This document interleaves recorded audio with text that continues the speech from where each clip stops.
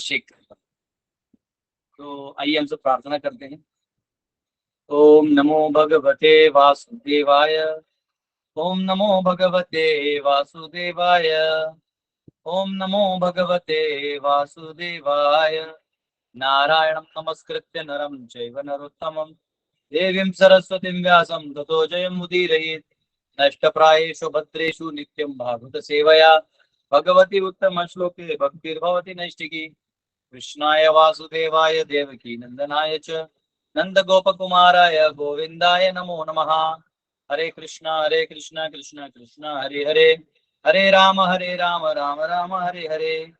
ओम अज्ञानतिमिरन्धस्य ज्ञानाञ्जनशलाकया चक्षुरुन्मीलितं येन तस्मै श्रीगुरुवे नमः। नमो विष्णुपदाय कृष्णप्रेष्ठाय भूतले श्रीमते भक्तिवेदांत स्वामिनिति नामिने। नमस्ते सरस्वती देवे गौरवाणी प्रचारिणे निर्विशेष शून्यवादी पाश्चात्य तारिणे। जय श्री कृष्ण चैतन्य प्रभु नित्यानंद श्री अद्वैत गदाधर श्रीवास आदि गौर भक्तवृंद। हरे कृष्णा कृष्णा कृष्णा हरे हरे, हरे राम राम राम। हरे कृष्णा कृष्णा हरे हरे। आप लोग प्लीज म्यूट कर दीजिए, आपको बोलने का जरूरत नहीं होगा। तो हरे कृष्णा। आइए प्रथम स्कंद के 13वें अध्याय का जो हमने, मुझे लगता है हमने कहाँ तक कर लिया था कल। हाँ, ये हमने कर लिया था 23 श्लोक तक। अभी 24वां कर रहे हैं।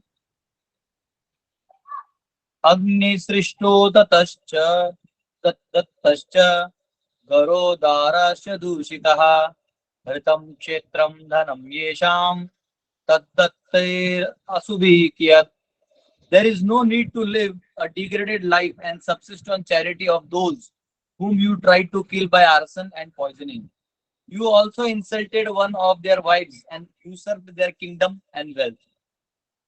तो यहाँ वो कह रहे हैं, इससे पहले आपको तो याद होगा कल के क्लास में हमने डिस्कस किया था कि कैसे वो कह रहे हैं कि तुम इनके ही टुकड़ों पे पल रहे हो और जिनको तुम मारने निकले थे, जिन्होंने तुम्हारे बच्चों को मारे हैं, उन्हीं के दरवाजे पे आप आए हो और उन्हीं के घर पे आप रह रहे हो और आप पराये हो। ये भी उन्होंने उनको फील करवाया और कल हमने इस पे डिस्कशन भी किया था कि उनको पराया वर्ड क्यों यूज कराया गया, क्योंकि उन्होंने इन बच्चों को पराया समझा था। तो आज तो अगर आप इनकी बात करें तो आप भी पराये हो गए।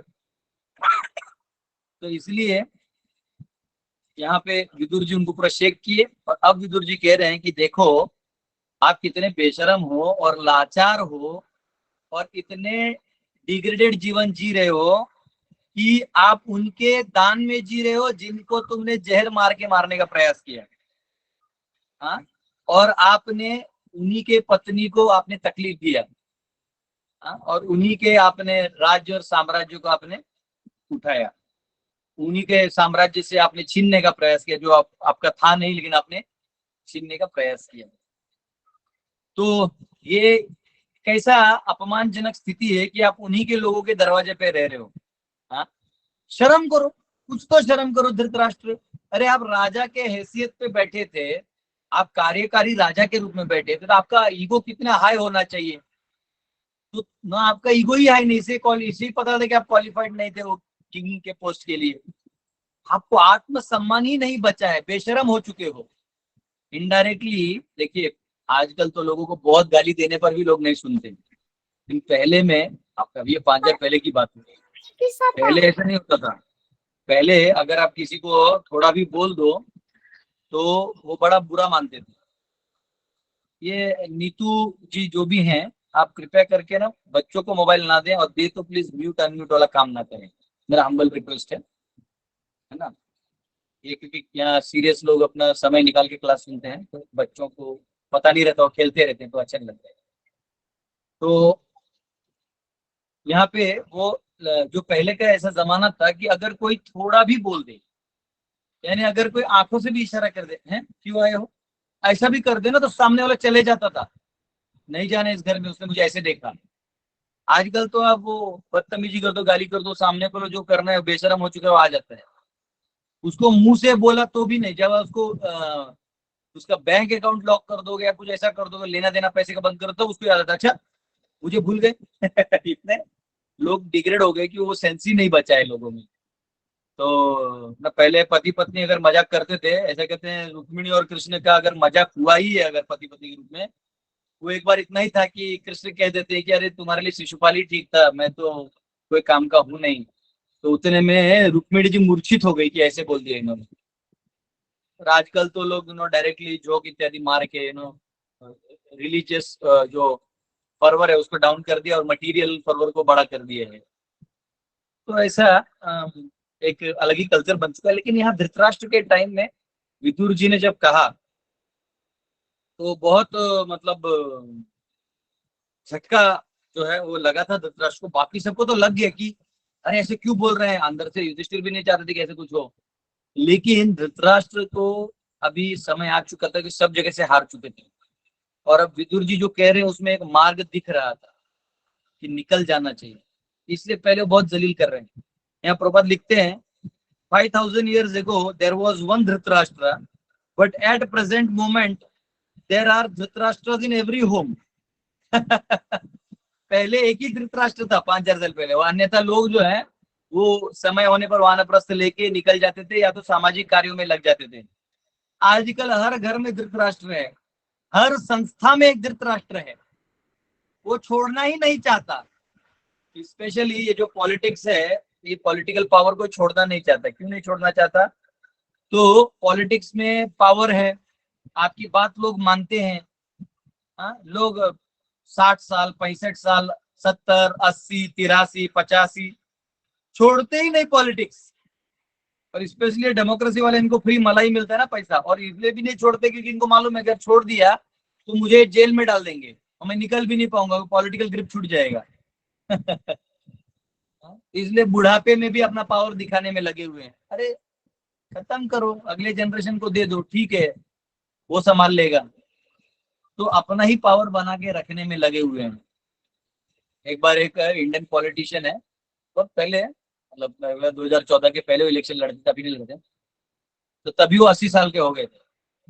तो उनके बेटी को किसी ने पूछा कि देखो आपके पापा तो जीत ही जाएंगे, तो आप तो बहुत अच्छे फेमस हो, मतलब आपको कोई सेफ सीट दे दिए तो आप जीत जाओगे, तो आप लेने वाले हो सीट? बोले जिंदगी में मैं कभी पॉलिटिक्स नहीं जाऊंगी। बोले क्यों?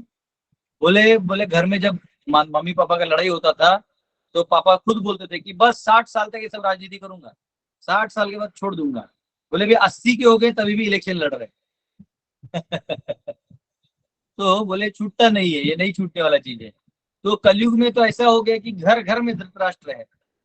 हाँ, बूढ़े लोग घर छोड़ना नहीं चाहते क्योंकि जिंदगी में कुछ ऐसा किया ही नहीं ना कि आगे जाके कुछ कर पाए। पहले से भोग इत्यादि किया हुआ है, अब इनको छूट नहीं रहा है। नई जनरेशन पे भरोसा नहीं है कि हमको ही संभाल लेंगे। आजकल के माता पिता को भरोसा ही नहीं है कि जिस बच्चे को हम खिला पिला रहे हैं कम से कम बुढ़ापे में हमारा ख्याल रखेगा। पहले तो था कि चलो कुछ भी है तो मेरा बेटा है, ऐसे लोग रुबाब से बोलते थे। इधर भी देखिए, युधिष्ठिर महाराज का लेवल देखिए।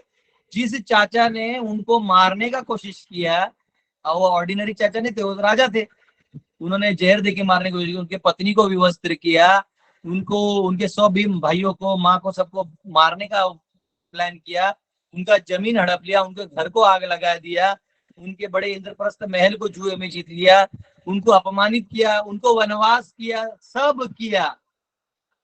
और जब खुद हार गए तो भी इन बच्चों ने उनको अपने पिता समान ही अपने घर में रखा। यहाँ उदाहरण देखिए और यहाँ उदाहरण। आइए लीचड़ की तरह वहीं बैठा रहा, चाउमीन खाएंगे। ऑब्वियसली धृतराष्ट्र के टाइम में चाउमीन नहीं रहा होगा, पर वो बैठ के हम ये खाएंगे तो ये पिएंगे वो सोएंगे, और उनके कमी में, उनके सेवा में कोई कमी नहीं था। अगर मैं इमेजिनेशन लगाऊं, महाभारत में हो डिटेल हो ना हो, युधिष्ठिर महाराज तो जाके चाचा श्री के पांव भी दबाते होंगे, मैं गारंटी देता हूँ। वो इतने धर्म परायण थे कि वो शत्रु मित्र भी नहीं थे, अजात शत्रु कहते हैं उनको, वो शत्रु ही नहीं था। देखिए प्रारब्ध नियति का खेल देखिए, जो अजात शत्रु है उसके हाथ से सबसे बड़ा युद्ध करवा दिया।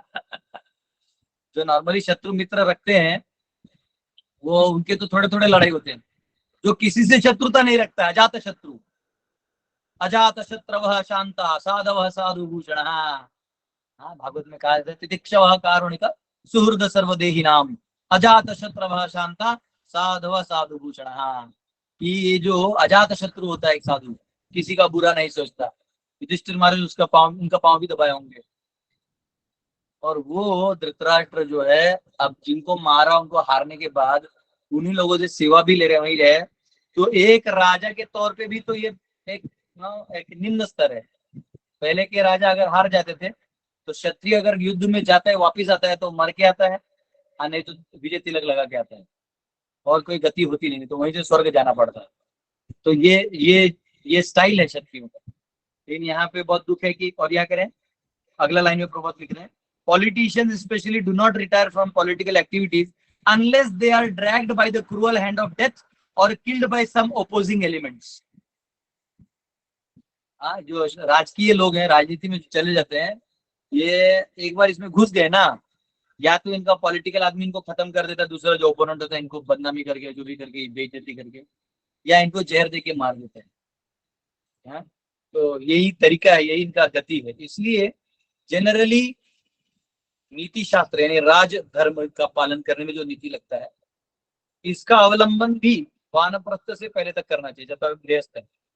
एक बार आप निकल गए तो आपको उसमें नहीं गिरना है, फिर आप आत्मशास्त्र और धर्मशास्त्र और आत्मशास्त्र का पालन करते हुए आप मुक्त हो सकते हैं। इसलिए अलग अलग शास्त्रों को अलग अलग जीवन की अवस्थाओं में, अलग अलग परिस्थितियों में, अलग अलग वर्ण और आश्रम के हिसाब से पालन किया जाता है। कई बार हम नीति का नियम साधुओं पे लगा देते हैं, उधर काम नहीं चलता। अगर साधु झूठ भी बोलेगा तो उसमें आपका कल्याण ही करके जाएगा। जो तथाकथित सामाजिक दृष्टि से वो है, झूठ है, वो साधु जब बोलेगा तो जरूर कोई गणित करके आध्यात्मिक दृष्टि से ही वो बोलेगा, तो इसलिए वहां वो सत्य हो जाएगा। और जो अर्थव्यवस्था कमा रहा है, बनिया पैसा कमा रहा है, या कोई गृहस्थ अपना जीवन चला रहा है, थोड़ा बहुत 19-20 झूठ बोलना पड़ता है चीजों को संभालने के लिए, तो वो फिर भी झूठ झूठी कहलाएगा, क्योंकि वो वहां पे लोअर लेवल पे एक फर्क होता है। इसलिए कौन सा शास्त्र किसको कब लागू, इसलिए दंड न्याय भी अलग होता है। सबको एक जैसा दंड नहीं होता है। अगर साधु है तो उसको गणित किया जाता है कि इनका कंट्रीब्यूशन क्या है, इन्होंने गलती किया है तो वो आकस्मक है या फिर वो इंटेंशनल है। इंटेंशनल भी है तो इसका राजनीतिक क्या विश्लेषण है, सामाजिक विश्लेषण क्या है, और आध्यात्मिक स्वरूप में क्या विश्लेषण है, उस हिसाब से नीति और न्याय दिया जाता था। ऐसा नहीं है कि हाँ सब पे एक ही कलम लगेगा, हाँ दफा 302 ना बाबा, उसने मारा है तो क्यों मारा है, बचाव में मारा, आप ही को प्रूव करना पड़ता कि आप बचा रहे थे। जो बचा है वो भी बोल देगा कि नहीं ये मुझे बचा है, तो भी वो नहीं कबूल होगा, आप ही को प्रूफ लाने पड़ेंगे। ये डेमोक्रेसी है। तो अगर डेमोक्रेसी होता ना धृतराष्ट्र के टाइम पे, तो धृतराष्ट्र अनडॉन्टेड प्राइम मिनिस्टर होता हमेशा के लिए। ये डिफरेंस है। 25वां श्लोक, तस्यापि तस्यापि तव देहोयम कृपणस्य जिजीविषुः परेत्यनिच्छतो जीर्णो जरया वाससि इव। Despite your unwillingness to die and your desire to live even at the cost of honor and prestige, your miserly body will certainly dwindle and deteriorate like an old garment. तो यहाँ पे एक शब्द है कृपणस्य जिजीविषुः, यानी आप कृपण बन गए हो। देखिए दो प्रकार के लोग होते हैं वैसे भगवत गीता के कौन से तो एक वर्ष में कृपण और ब्राह्मण का व्याख्या परपोर्ट में करते हैं, वर्ष नंबर याद नहीं आ रहा है, उसमें गार्गी का स्टेटमेंट है, कृपण का डेफिनेशन है, ब्राह्मण का डेफिनेशन, बृहदारण्यक उपनिषद में डेफिनेशन से वो दिए हैं प्रभुपाद ने। तो यहाँ पे जो वो कह रहे हैं कि आप कृपण हो गए हो। कृपण और ब्राह्मण कौन होता है, तो कृपण होता है जो देहात्म बुद्धि में जीता है, और देहात्म में भी उठने का कोशिश करने के बजाय जितना नीचे जाके अंधकूप में भोग ले सके उसमें लगा रहता है। और ब्राह्मण वो है जो ब्रह्म जानाति इति ब्राह्मण, यानी जो आध्यात्म की तरफ उस दृष्टि में काम करने में लगा हुआ है, शाश्वत की ओर चलने में लगा हुआ है, उन लोगों का हाथ पकड़ा है जो शाश्वत की ओर जा रहे हैं, उनके अनुगमन कर रहा है, उस व्यक्ति को ब्राह्मण कहते हैं। और दूसरा होता है कृपण, जो भोग विलास में लगा हुआ है, जो भोग है भी नहीं, आपको इमेजिन करना पड़ता है, आपके मन में विचार लाना पड़ता है, उसको स्वीकार करना पड़ता है, और उसको करके आपको खुद ही कंफर्म करना पड़ता है कि मैं आनंद ले रहा हूं, जबकि एक्चुअली वो आनंद नहीं है ना। कई बार लोग काम वासना का भोग करते हैं और सोचते हैं मैं आनंद ले रहा हूँ, एक्चुअली वो मन में होता है, वो मन में ही होता है, वो बाहर कहीं नहीं होता है। तो इसलिए जब आत्मिक स्थिर स्तर पे आप आ जाते हैं तो ये सब भी हट जाते हैं। जैसे समझो आप रसगुल्ला खाते हैं, आपको रसगुल्ला पसंद है, तो पहली बार जब आपने रसगुल्ला खाया तो आपको मालूम नहीं था क्या है, लेकिन जिह्वा को ना मीठा थोड़ा पैलेटेबल हो जाता है, माइंड में रजिस्टर रहता है अनेक जन्मों से कि मीठा, वेरी गुड। और क्योंकि आपको ह्यूमन बॉडी मिला है ना, तो आपका माइंड फ्रेम भी एक लेवल का बन जाता है, सटल बॉडी। तो अब आपने मीठा खा लिया, आपको अच्छा लगा। अब मीठा अच्छा रसगुल्ला, ये कनेक्ट हो गया। अगली बार आप खोजेंगे दुकान में मीठा मीठा रसगुल्ला रसगुल्ला, हम बाकी मिठाई होते हैं लेकिन हम सभी मिठाई की तरफ ध्यान नहीं देते, हम रसगुल्ले की तरफ ध्यान देते हैं, क्योंकि हमको मालूम है रसगुल्ला मतलब मिठाई। फिर गलती से बोलते हैं सर आज रसगुल्ला नहीं, आज आपके पास गुलाब जामुन है, अच्छा दे दो, तो मिठाई बस बचता है, तो वो खाने को ऐड हो जाता है, मिठाई मतलब रसगुल्ला एंड ऑल्सो गुलाब जामुन।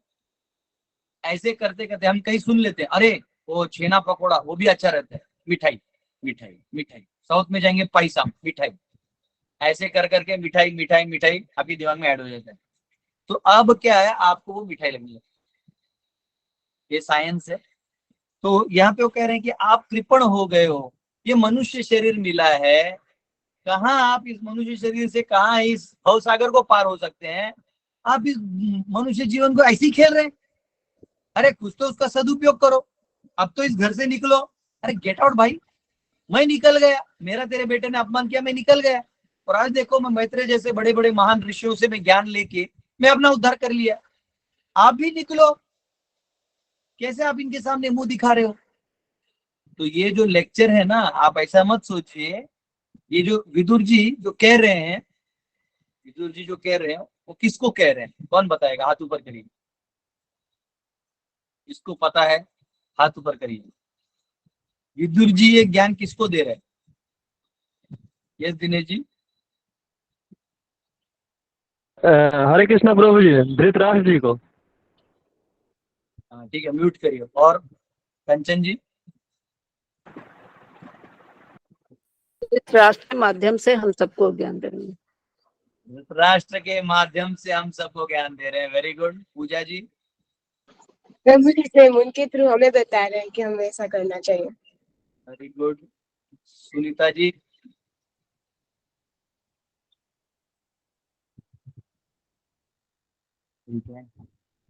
हरे कृष्णा प्रभु जी, दंडवत प्रणाम। आंसर दीजिए, दंडोत प्रणाम में हमारा आधा टाइम चला जाएगा। आंसर। धृतराष्ट्र जी को बता रहे हैं, आप पूरे समाज को ये सबक दे रहे हैं। वेरी गुड, आप लोग बहुत स्मार्ट हैं, मेरे को अच्छा लगा। कोई नया आंसर है नहीं, आंसर यही है। तो धृतराष्ट्र को तो वार्तालाप हो रहा है, लेकिन दोष किसको दिया जा रहा है? आपको और मुझे दिया जा रहा है। हम सब इसको पढ़ के अपने में जागे। धृतराष्ट्र तो चला गए, अभी लोग बचे हैं यहाँ पे जो पढ़ रहे हैं, तो ये हम सब के लिए है, हम सबको बताने के लिए है कि मेरे जीवात्माओं, तुम्हें शरीर मिला है मनुष्य का, इसका वेस्ट मत करो, भगवान नारायण की सेवा में लगा दो और समर्पित हो जाओ, अपना तन मन धन मनसा काया वाचा सब लगा दो।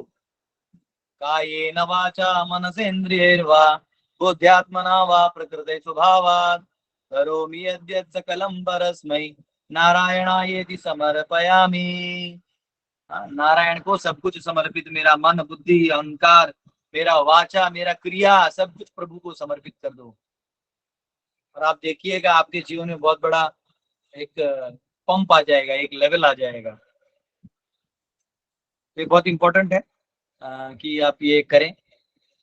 और ये धृतराष्ट्र को बहुत जगाया है, विदुर जी ने पूरा हिला दिया है। और वो कह रहे हैं कि तुम कितना कर लोगे, जितना भी कर लोगे, लास्ट में मृत्यु तो तुम्हारे सामने आके खड़ा होने वाला है। और अब तो हालत ये है कि पहले का तुम्हारा सारा तो खत्म हो गया, अब जो है भीख में जी रहे हो, और मृत्यु नजदीक आ गया, दांत हिल रहा है तो आंख से कम दिखाई दे रहा है, तो पिछले श्लोक में देखा ही हमने। अब बचा ही कितना है, मृत्यु का गाड़ी तो तुम्हारे सामने आ ही रहा है। वो जो एम्बुलेंस वैन है जो डेड बॉडी लेके जाते शववाही का, वो आ चुकी है तुम्हारे पास, अब किसका इंतजार कर रहे हो भाई, मेरे अभी तो निकलो। उनको और हिलाया है। 26वां श्लोक। गतस्वार्थम इमं देहम विरक्तो मुक्त बंधनः अविज्ञात गतिर्जह्यात् स वै धीर उदारतः। He is called undisturbed who goes to an unknown remote place and freed from all obligations quits his material body when it has become useless. तो वो कह रहे हैं कि ऐसा व्यक्ति जो है वो क्या करता है, अपना सारा स्वार्थ इत्यादि छोड़ के ऐसे जगह पे, विरक्त जगह पे जाके बैठ जाएगा और अपने आप को सभी बंधनों से मुक्त कर देगा। बंधन कहाँ है बताइए, कहाँ पे है बंधन? हरिंदर माता जी बताइए, कहाँ है बंधन? मन के बंधन। मन के बंधन। ये सची माता? प्रभु जी जहाँ पे आसक्ति है, आसक्ति है। आसक्ति कहाँ पे आती है? आ, बंधन का कारण आसक्ति है तो, लेकिन आसक्ति का कारण क्या है? हरे प्रेम कृष्णा प्रभु जी, प्रभु जी। प्रेम। हाँ, हाँ, हरे कृष्णा प्रभु जी। इच्छा। माया। माया ऐसे बोल के भगा देगा क्या? यस, मोह। मंजू माता। हरे कृष्णा प्रभु जी। संसार संसार के मोह माया से उसका बंधन अभी छूटा नहीं। संसार का मोह माया आसक्ति। नहीं नहीं, प्रज्ञा नायक जी। राग से प्रभु, हाँ हाँ। राग से आसक्ति आती। भरत जी।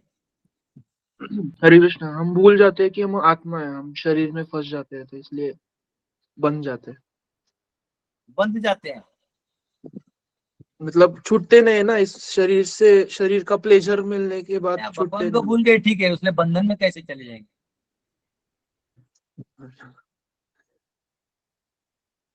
देखिए, प्रभु जी हमारी इच्छाएं।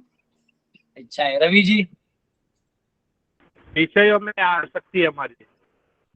हाँ, विषय में आ सकते हैं। चलिए मैं आपको बता रहा हूँ, आप लोग बहुत सही बोले हैं, सब कुछ ऐसा कुछ गलत नहीं है, लेकिन हमारा जो जो हमको दिखता है हम उसको भोग करने में लग जाते हैं और उसी में अपना अहम, अपना बुद्धि और मन उसमें लगा देते हैं जितना भी मिला है, और उसको लगाने के बाद उस अहम से हम उसको कंट्रोल करना चाहते हैं, तो इस अहम ममेती में बंधन बनने लगते हैं।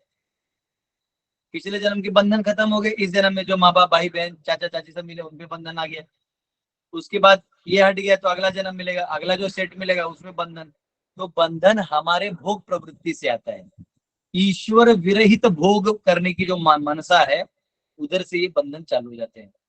तो यहाँ पे वो कह रहे हैं कि अब इस बंधन से मुक्त हो जाओ, यानी ईश्वर से अपने आप को जोड़ लो और इन सब चीजों को छोड़ दो, ये जहां थे अपने आप भगवान उनका देख लेंगे क्या करते, आप निकल जाओ।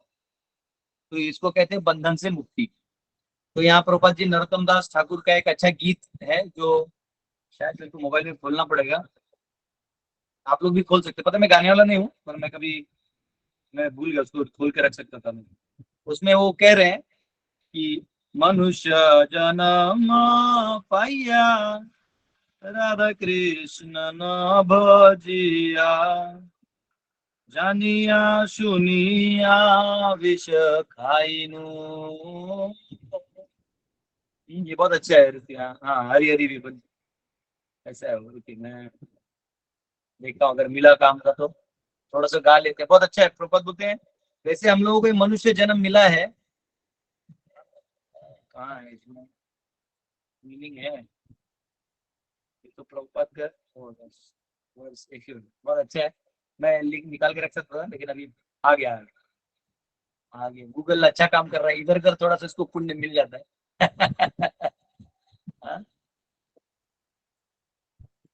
Anyways, पता नहीं नेट स्लो है क्या है। तो ये बहुत सुंदर सॉन्ग है, आप लोग खोल सकते हैं। हरि हरि विफले जन्म गवाइनु, राधा कृष्ण न भजिया, जानिया सुनिया विष खाइनु। ऐसा है वो, सुनिए। हरि हरि विफले जन्म गवाइनु, मनुष्य जन्म पाइया, राधा कृष्ण न भजिया, जानिया सुनिया विषो खाइनु। हाँ, मैंने मनुष्य का जन्म मिला, राधा कृष्ण का भजन नहीं किया तो ये तो जानबूझ के विष खाने के बराबर है। गोलोकेर प्रेम धना, हरि नाम संकीर्तना, रतिना जन्मी लोके नेताय, संसार विषानले दिवानी सिहिया ज्वले, जुड़ाई ते ना कोई नो उपाय। हाँ? गोलोक का जो प्रेम धम है, हरिनाम संकीर्तन है, उसके प्रति मुझे अगर रति ना जन्म लिया तो क्या फायदा, मेरा क्या फायदा है बताइए। ब्रजेंद्र नंदन जय सचि सूत होइलो से, बलराम होइलो निताय। दीनहीन जत छिलो हरि नाम उद्धारिलो, तार साक्षी जगाई मधाय। हा प्रभु नंद सुत वृषभानुसुत युत, करुणा करो ए बारो।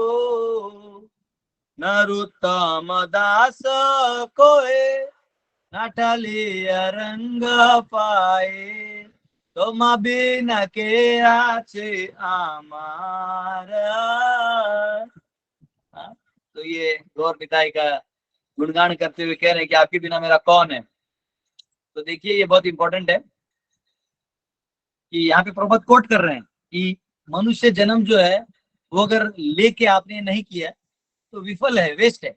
आप बिलीव नहीं करेंगे जिन चाणक्य को लोग नीति पॉलिटिकल बोलते हैं। देखिए उनका एक श्लोक है, समाओ मैंने बुक एग्जैक्ट लाइन उसी टाइम में दिखता नहीं, मैं आपको वर्ड्स भेज दूंगा, वो आपको नॉर्मल जो स्टॉल्स पे भी मिलता है ना, नीति चाणक्य नीति, उसमें भी लिखा है। उसमें है पहला श्लोक ही वो डेडिकेट कर देते हैं, ये सारा जो नीति है मैं भगवान विष्णु के चरणों में समर्पित करता हूँ, जो तीनों लोगों का संभाल करते हैं। और वो आगे किसी अध्याय में लिखते हैं कि जो व्यक्ति, नीति शास्त्र में लिखते हैं कि जो व्यक्ति राधा और कृष्ण का भजन नहीं करता, उसका जीवन उस मृदंग के धिक्तम धिक्तम की तरह है। धिक्तम यानी धिक्कार है, जो मृदंग के आवाज से आता है। धिक्तम धिक्तम आता है, टिक टिक टिक, अपन टिक टिक टिक टिक टिक टिक करते हैं, ऐसे धिक्तम आवाज है उसका जिंदगी का, बेकार है उसका जीवन। तो ये बहुत अच्छा मतलब उदाहरण है। तो चाणक्य जो नीति पढ़ाते पढ़ाते बता रहे इष्ट किसको मानना है, भक्ति वेदांत किसको भक्त, किसकी भक्ति करना है, ये बहुत इंपॉर्टेंट है। हाँ, ये यहाँ पे दिया हुआ है। तो यहाँ पे एक शब्द है धीर। धीर का मतलब है जो बहुत बड़े बड़े भौतिक बदलाव के बाद भी उस व्यक्ति में कोई परिवर्तन नहीं होता, वो व्यक्ति उन सब परिवर्तनों से प्रभावित नहीं होता। जैसे घर पे कोई मर गया तो ये नहीं कि वो उस बहकावे में चला गया, उसको दुख होता है कि चलो ये अच्छा व्यक्ति था, हम यहाँ रहते थे, पर उस बहकावे में आके वो भौतिक दिशा नहीं बदल देता। वो जानता है कि आत्मा है, आत्मा का समय है, चला गया, खत्म। उसको कुछ ज्यादा वो नहीं कि ओ माय गॉड ये वो कहीं कुछ बड़ा युद्ध हो गया, वो जानता है ये तो संसार का नियम है, परिवर्तन होते रहेगा। हाँ, ये बहुत इंपॉर्टेंट है। तो ऐसे धीर बनना है, और इसलिए भगवान गीता में बोलते हैं ना, धीरस तत्र न मुह्यति। जब देह जैसे कपड़ा बदलता है, तो जब आत्मा शरीर बदल देता है तो धीर व्यक्ति मोहित नहीं होता। इनके ऊपर हम लोग कल और थोड़ा डिस्कशन करेंगे, कल के वर्ष। बहुत बहुत धन्यवाद आप सबका। हरे कृष्णा। कोई क्वेश्चन है आप पूछ सकते हैं।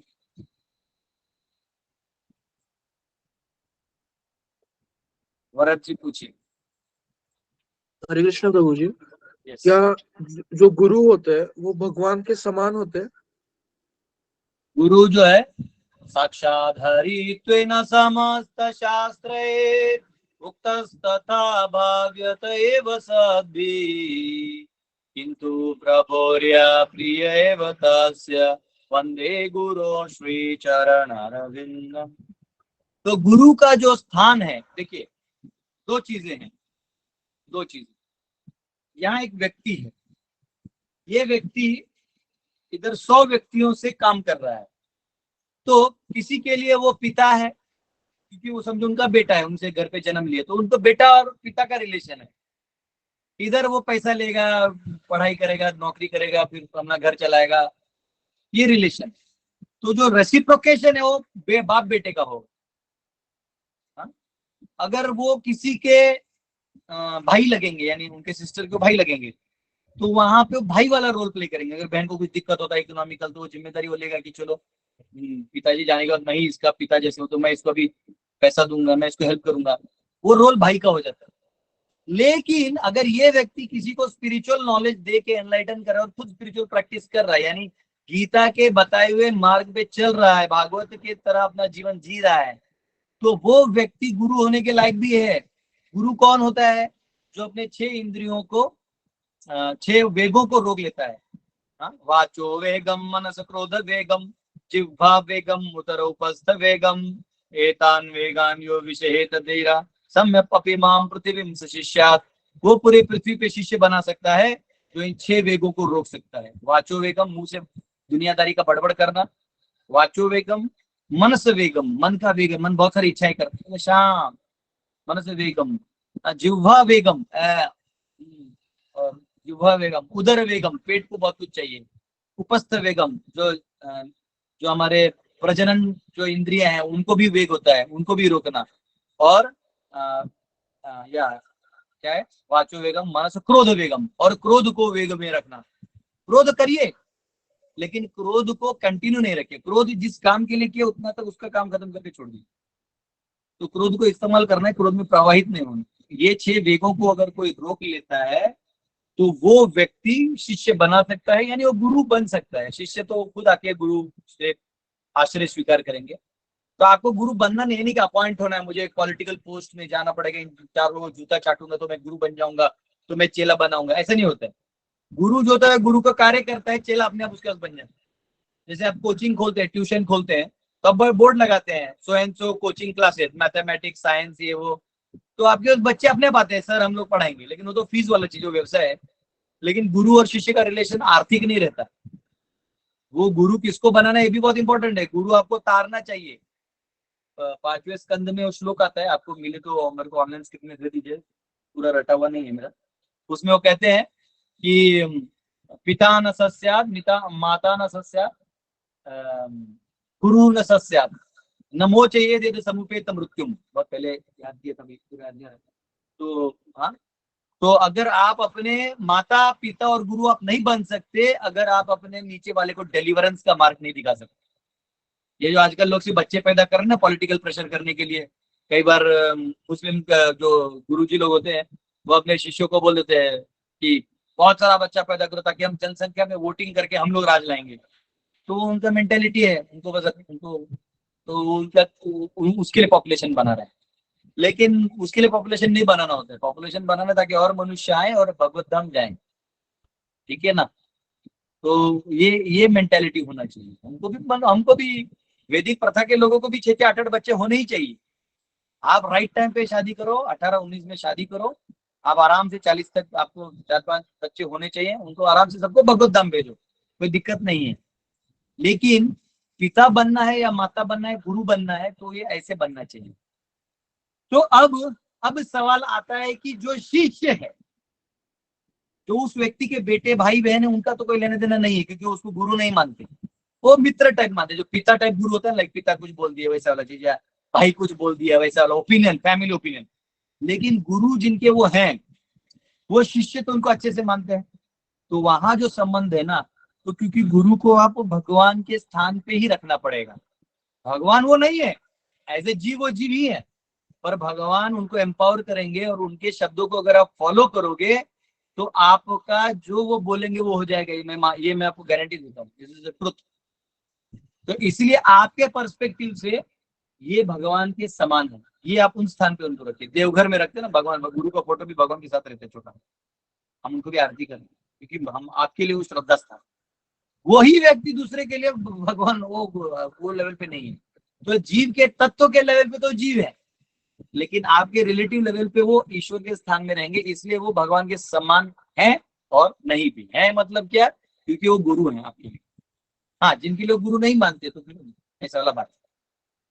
अरे जी प्रभु, हरे कृष्ण। प्रिंस। हरे कृष्णा प्रभु जी, दंडवत प्रणाम। बोलिए प्रभु जी।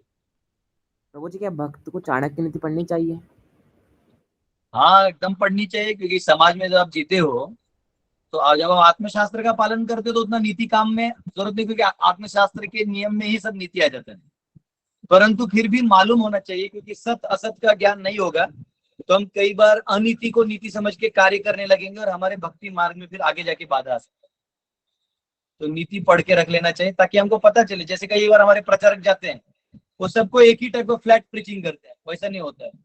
आपको देखना पड़ेगा कौन किस लेवल का है, किसको क्या समझ में आएगा, भक्ति का कौन सा अंग देंगे तो इस व्यक्ति को सुटेबल होगा, ऐसा करना पड़ेगा।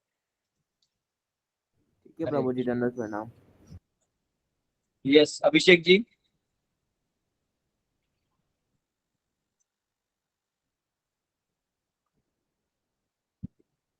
गायब हो गए। मोनू जी।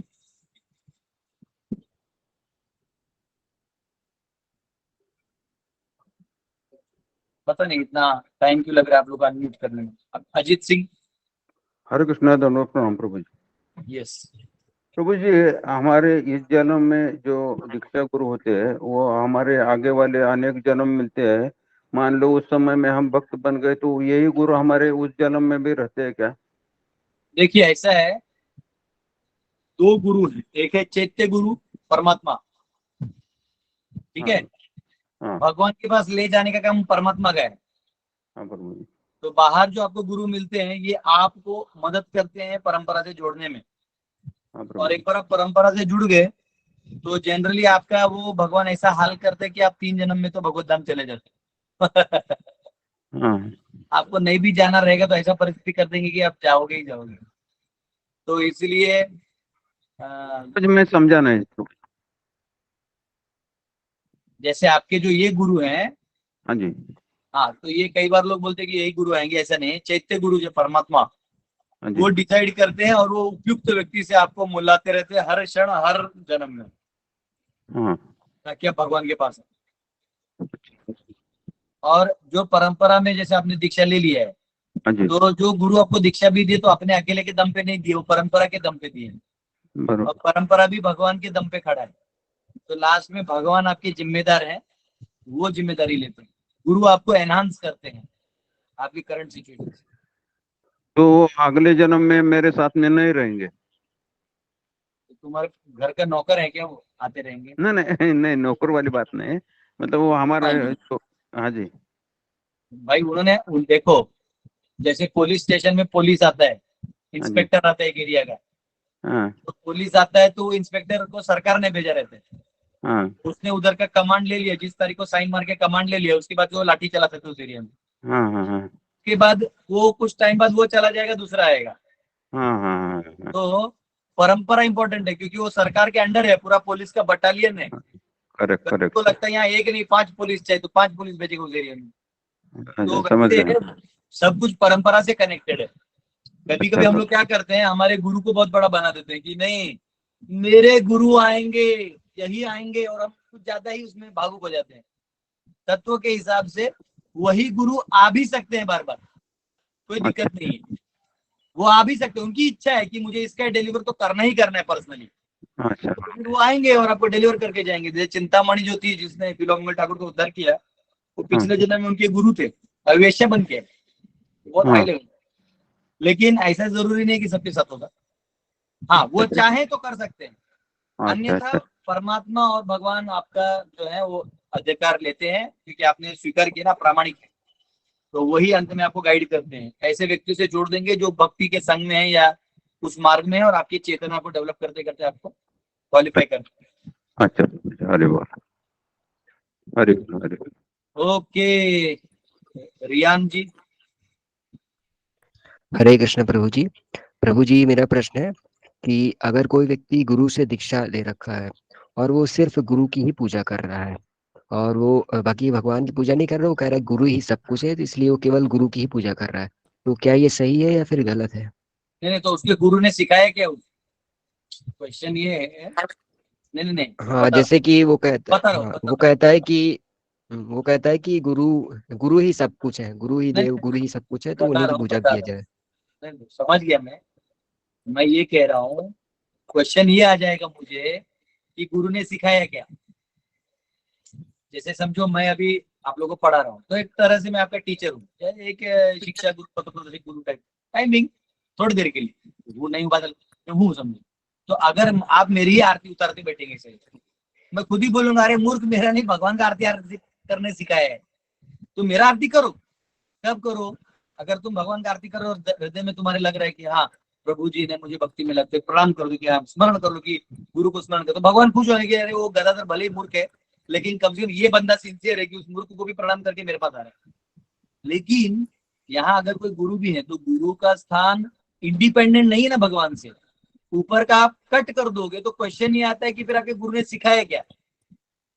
अगर गुरु ने आपको ये सिखाया कि मेरी ही पूजा करो तो वो गुरु नहीं है, फिर वो अनक्वालिफाइड है। गुरु कौन होता है? गुरु वो होता है जो आपको भगवान से जोड़े। तो पहले भगवान से भी जुड़ो, भगवान गुरु ने दिया है तो नेचुरल है, गुरु का कृपा है आपके ऊपर, तो गुरु की सेवा करके भगवान से जुड़ो, खत्म। तो ऐसा कोई कर रहा है तो वो कहीं ना कहीं फैनेटिक है, और कुछ दिनों बाद वो जब उसके मतलब कोई गुरु के प्रति आरोप लगा देगा, कुछ कर देगा, तो इमीडिएटली वो फैनेटिक फॉलोअर जो है वो गुरु को भी छोड़ देगा और भगवान को तो उसने पकड़ा ही नहीं था, वो दोनों भी छूट जाएंगे। ऐसा। जी बिल्कुल जी, समझ गया मैं। श्रीनाथ जी प्रभु, जो भक्ति भाव में है और वो लोग चले जाते हैं तो वहां तो फिर गुरु की जरूरत नहीं होती, वहां पर जरूरत होती है। देखिए ऐसा है, वहां देखिए जैसे यहाँ समर्पण के लिए गुरु चाहिए ना, भगवान का सेवा करने के लिए आप गुरु के माध्यम से ना करते हैं, तो गुरु जो वैष्णव है वो आपके ऊपर कृपा करते हैं आपको अधिकार देके, अन्यथा हमारा अधिकार नहीं है भगवान का सेवा करने का डायरेक्टली।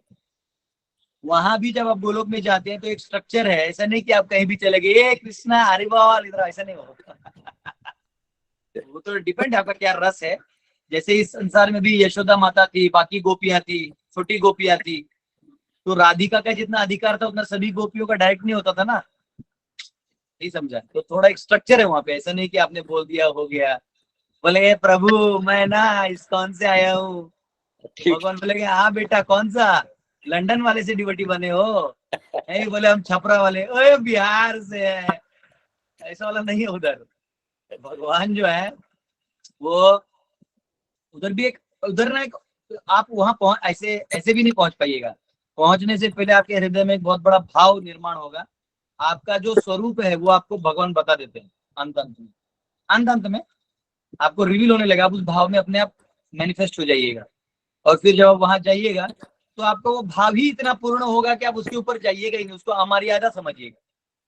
जैसे पत्नी होती है और पति तो क्या है, दोनों के पास आधार कार्ड है, सरकारी पावर्स है, सब कुछ है, लेकिन पति पत्नी का संबंध तब मीठा होता है जब वो एक मर्यादा में वो एक रिलेशन को बनाए रखती है। हाँ लड़ाई झगड़ा हो जाए लेकिन फिर भी सुबह रोटी डब्बा बना के रख देती टेबल पे, आ जाते थे बच्चे को बोलेगी बेटा डब्बा खा लेना, पति जानते हैं डब्बा बेटे का तो स्कूल आज में छुट्टी है, मैं ही डब्बा ले जाने का, तो वो एक स्वीटनेस है, वो पति पत्नी में है, भाई बहन में नहीं होगा। भाई बहन में ऐसा होगा नहीं, भाई बहन बोलेगा ए चल मेरे बाप का टेबल है नहीं दूंगी, वो रिलेशन अलग है, वो पत्नी नहीं कर सकती, जो पत्नी कर सकती वो बहन नहीं करेगी, ये रिलेशन। जो भाई है वो अलग करेगा, वो कंधे पे हाथ रख देगा, दादा चल पैसा निकाल, जेब में हाथ डालेगा, ये 1000 रुपये में रखा हो तुम तेरा देख लो, कर सकता है। लेकिन ये काम वो नहीं करेगा जो दूसरे घर का चचेरा भाई है, वो नहीं करेगा। तो ये रिलेशन में स्वीटनेस है, तो ये इससे भी super power refined relation Golok में है। आप वहां जाओगे तो प्रभुपाद आधा टाइम तो एक्सटेसिव में रहोगे कि मैं वापिस आ गया, और फिर आपको शर्म आएगा, फिर आपको एकदम इमोशन होगा। ऐसे कहते गोलोक जाते हैं तो जीव बहुत रोता है। राधा रानी खुद लेने आती है विरजा नदी के पास, जब माया देवी देखती कि पूरा पास हो गया, ये मेरे को कुछ नहीं चाहिए, इसको भोग भोग केवल कृष्ण चाहिए, भाग रहा है कृष्ण के पीछे, तो राधा रानी आपको लेने आती है, विरजा पार करवाती है, और कृष्ण आपको देख के ना कृष्ण रोने लगते हैं, और आप कृष्ण को देख के रोने लगते हो। थोड़ी देर बाद कृष्ण दिखते भी नहीं आपको, आप गिर जाते हो नीचे, और जब आप उठते हो आलिंगन देने के लिए तो भगवान गिर जाते हैं एक्सटेसी में कि मेरा ये आ गया वापिस, और दोनों लास्ट में जो गले लगा दो फीस्ट होता है, इसलिए गोलोक में रोज फीस्ट होता है। तो वो भाव है उस स्टेज में। ये डिटेल, ये टेक्निकल डिटेल नहीं कि हाँ मैं चला गया गोलोक, आ गया गोलोक, अब क्या करना है, ऐसा कुछ नहीं है। वहां जो आपका अथॉरिटी जो स्ट्रक्चर में रिलेशन में अथॉरिटी होगा वो आपका गुरु हो गया। उसको बाईपास आप नहीं कर सकते क्योंकि मिठास ही खत्म हो जाएगा। हाँ प्रभु, समझ गया प्रभु। Thank you. Hare Krishna. Hare Krishna. Yes Shilpa माता जी। प्रभूजी असं म्हणतात की there are many pure souls waiting to be born आणि when I look at my younger cousins they don't want to have a baby और जस्ट वॉन्ट वन, वेरेज आपल्या भारतात दुसऱ्यांचं अभियान चाललंय, आमचे 5 आणि आम्ही 25.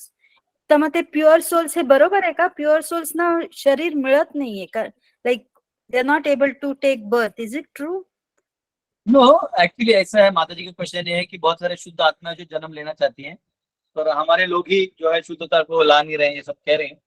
तो ऐसा नहीं है, फिर भी किसी का नंबर लग जाएगा तो प्रारब्ध और प्रकृति जो है वो परिस्थिति बना देती है। तो ऐसे नहीं कि वो वेटिंग में है, वो परिस्थिति फिर बना देगी। अभी देखो हरे कृष्णा मूवमेंट हो गया, तो अभी बहुत सारे ऐसे मैं बच्चों को देख रहा हूँ छोटे छोटे, जो इतने अच्छे श्लोका गाते हैं, इतने अच्छे से भक्ति और वैष्णव का जीवन जी रहे हैं। तो ये लोग वही जीव भक्त हैं जो पिछले जन्म में भक्त बने थे, अभी उनका बच्चा है तो माता पिता मिले उनको वैष्णव। तो ये तो है। और ये भी है ना कि वर्णाश्रम का जो एक्चुअल सिस्टम है, एज ऑफ मैरिज और ये सब तोड़ दिया गया है, और आसुरी प्रवृत्ति और तमोगुण का प्रभाव हुआ है। तो अभी आसुरी सोल ज्यादा आएंगे, वो जो वेट कर रहे थे पहले, आसुरी सोल भी तो वेट कर रहे थे, अब उनको मौका मिला है, फिर प्योर वालों को भी मिलेगा। आते रहेंगे, जाते रहेंगे, होते रहेगा।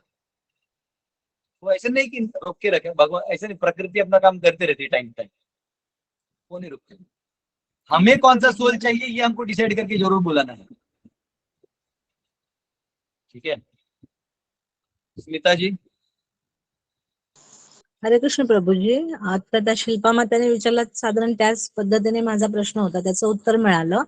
मगाशी तुम्ही गुरूंबद्दल जे सांगितलं ना, जर एखादी व्यक्ती स्वतःचं कुठलंही अवडंबर न माजवता आपल्या पूर्ण गुरु परंपरेला समर्पण व्हायला सांगते आणि असं म्हणते की जास्तीत जास्त स्वार्थी व्हा अध्यात्माच्या बाबतीमध्ये, की जास्तीत जास्त नामस्मरण करा आणि स्वतःचं कुठेही अवडंबर माजवत नाही, म्हणजे ते प्रसिद्धीला नाहीये, म्हणजे तेही एक उत्तम गुरुचं लक्षण असू आहे ना? यस म्हणजे यस यस, माता जी कह रहे हैं कि कुछ लोग हैं जो दिखाते नहीं, ज्यादा फेमस नहीं होते, पर वो ये कह रहे हैं कि आप परंपरा से प्रामाणिक रहिए और आप भगवान का नाम स्मरण करिए। तो ये भी एक अच्छा लक्षण है, इसमें कोई दिक्कत नहीं। आजकल क्या हो गया है, ये ऑनलाइन वाला जमाना है, ठीक है। जैसे कई लोग बोलते हैं प्रभु जी आप इतना स्कॉलर हैं, मैं आपको हमारे मूवमेंट में ऐसे डिवोटीज हैं, हाई क्लास स्कॉलर हैं, लेकिन वो कैमरा में आते ही नहीं। वो आना चाहते तो उनके प्रेसिडेंट नहीं आने देते कि फेमस हो जाएगा तो मेरा कौन सुनेगा, ऐसा प्रॉब्लम है। तो ऐसे बहुत सारे डिवोटीज हैं जो पीछे से बहुत अच्छे वैष्णव हैं, तो आप उनको गुरु स्वीकार कर सकते हैं, परंतु उन्होंने भी आपको शिष्य स्वीकार करना चाहिए, क्योंकि गुरु भी एक रोल है, वो जिम्मेदारी है, वो कोई मजाक नहीं है। और आप अपने मन से नहीं बोल सकते ये मेरा गुरु है ना, वो गुरु नहीं बोलना चाहिए मेरा शिष्य है। कई बार लोग बोलते हैं ना हम प्रभुपाद के शिष्य है, प्रभुपाद है ही नहीं धरती पे अभी। प्रभुपाद अपनी शिक्षा के रूप में है, शक्ति स्वरूप में, कृपा के रूप में जरूर है, पर वो सामने से आके थोड़ी बोले कि हाँ ठीक है मैं तुम 10 लोगों को स्वीकार करता हूँ। तो वैसा है, परंपरा से प्रामाणिक होना, और जो गुरु है वो व्यक्ति विशेष होना चाहिए जिसको आप समर्पित कीजिए, वो भी इम्पोर्टेंट। धन्यवाद। दीपाली माता। हरे कृष्ण प्रभूजी, दंडवत प्रणाम। प्रभूजी मला मनाच्या श्लोकांबद्दल विचारायचं होतं की ते वाचल्यावर चालतं का आणि रोज वाचलं तर चालेल का? हरे कृष्ण। ये आपने मैसेज भी किया था तो मैंने हाँ भी बोला था। आप यस आराम से पढ़िए, दासबोध है जो हमारे क्या नाम है, रामदास स्वामी हैं, वो बहुत बड़े संत हुए हैं और उन्होंने भगवान राम की भक्ति करना सिखाया। पूरे एरिया में सज्जनगढ़ करके सातारा में पहाड़ है, वहाँ उनका मठ है, और वहीं से बैठ के उन्होंने शिवाजी महाराज को भी गाइड किया। शिवाजी महाराज भी जो थे छत्रपति शिवाजी महाराज, वो उनका हमेशा गाइडेंस लेते थे। तो वो बहुत दूरदर्शी थे और धर्म के बड़े ज्ञाता थे और बहुत बड़े प्रैक्टिशनर थे। तो उनका दासबोध से जो ये है वो सब भी, और ये जो आपका श्लोकास है वो भी आप गा सकते हैं, बहुत अच्छा। एंड प्रभूजी मनीष हियर, रामदास स्वामींना हनुमानाने पण दर्शन दिलेलं आहे। यस या रामदास स्वामी को हनुमान जी दर्शन देना जानता था। यस कृष्ण लाल जी। हरे कृष्ण प्रभु जी, कोटि कोटि धन्यवाद प्रभु जी। प्रभु जी और रामायण को आगे चलाऊं थोड़ा। चलिए आज आप बोलिए रामायण। हरि बोल। हरे कृष्ण। प्रभु जी आज्ञा। आज्ञा एकदम। हाँ प्रभु जी, कल हमने यहाँ से छोड़ा था। बोलो सियावर रामचंद्र की जय। ओ लेकर के यह धनुष चढ़ा ओ मुझको दिखाओ, वचे चाप चढ़ाए राम, पतित पावन सीताराम। ओ हुई उर्मिला लखन किनारी, श्रुति की पुसुदन प्यारी, उरी मांडवी भरत के वार, पतित पावन सीताराम। ओ अवधपुरी रघु नंदन आए, घर घर नारी मंगल गाए, 12 वर्ष बिताए राम, पतित पावन सीताराम। हो गुरु वशिष्ठ से आज्ञा लीनी, राज तिलक की तैयारी कीनी, कल को होंगे राजा राम, पतित पावन सीताराम। राम सिया राम जय जय राम। हो कुटिल मंथरा ने बहकाई, के कई ने ये बात सुनाई, दे दो मेरे दो वरदान, पतित पावन सीताराम। राम सिया राम जय जय राम। ओ मेरी विनती तुम सुन लीजो, भरत पुत्र को गद्दी दीजो, होत प्रात वन भेजो राम, पतित पावन सीताराम। ओ धरनी गिरे भूप तत्काला,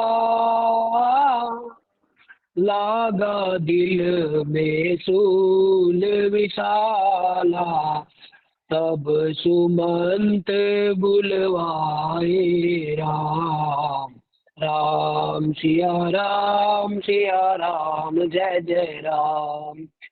हो राम पिता को शीश नवाए, मुख से वचन कहा नहीं जाए, कि कई वचन सुनियो राम, पतित पावन सीताराम।